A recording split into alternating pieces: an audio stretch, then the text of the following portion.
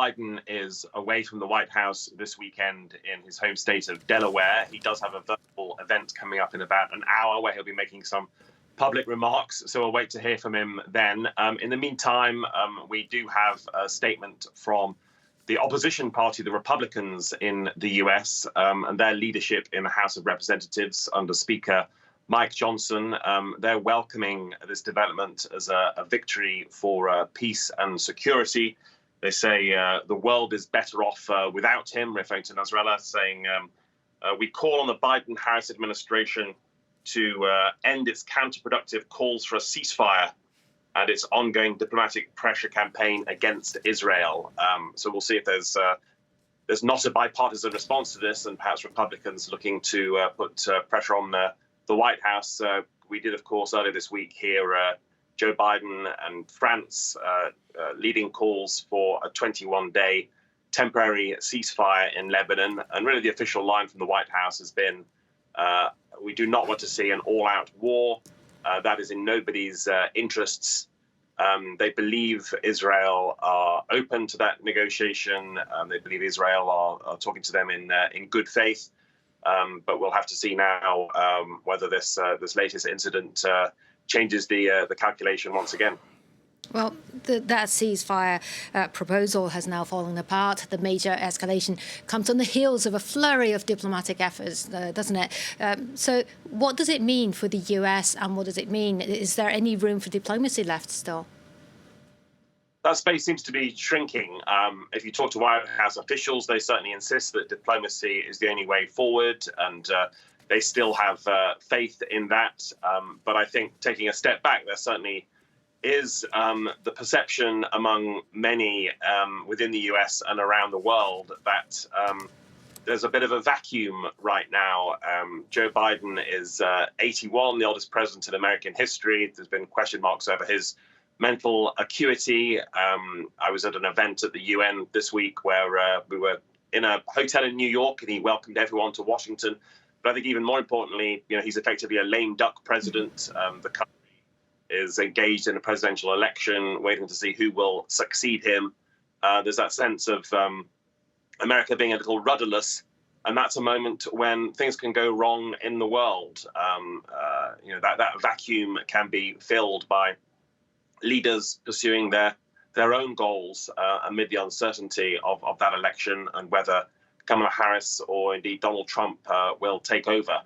To be frank, we've heard the Americans talk about diplomacy for the past year in Gaza and in Ukraine, and yet those conflicts have not come to an end. And certainly in the MidEast case, they've actually escalated. So this is a moment when American leadership and American potency is under question.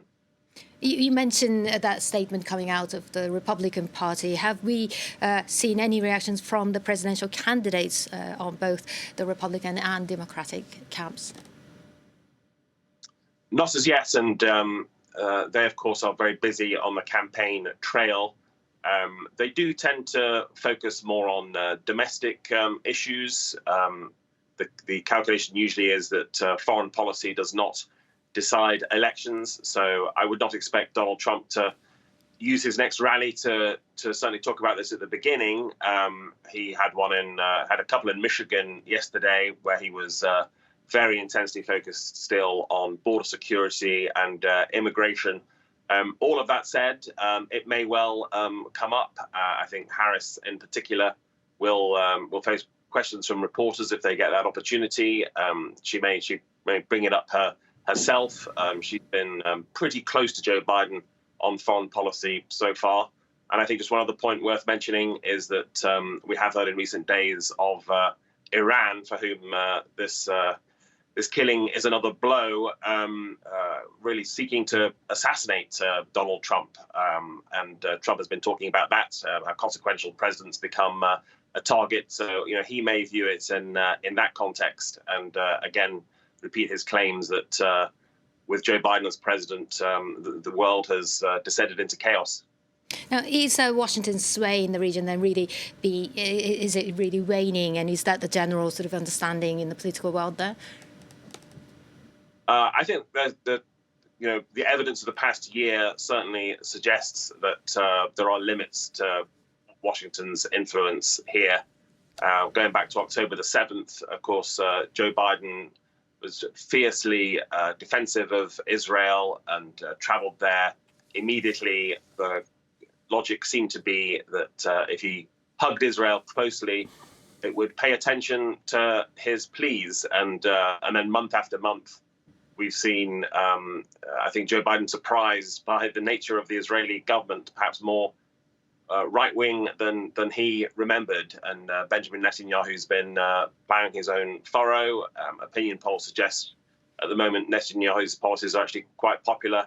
And the US gives the impression of passivity and trying to lobby, and yet at the same time, of course, it is still pumping money into Israel's military effort. So another several $1 billion just the other day. So on one level, its diplomatic efforts are not registering very deeply, but on another, it is actually still funding a lot of these Israeli military operations.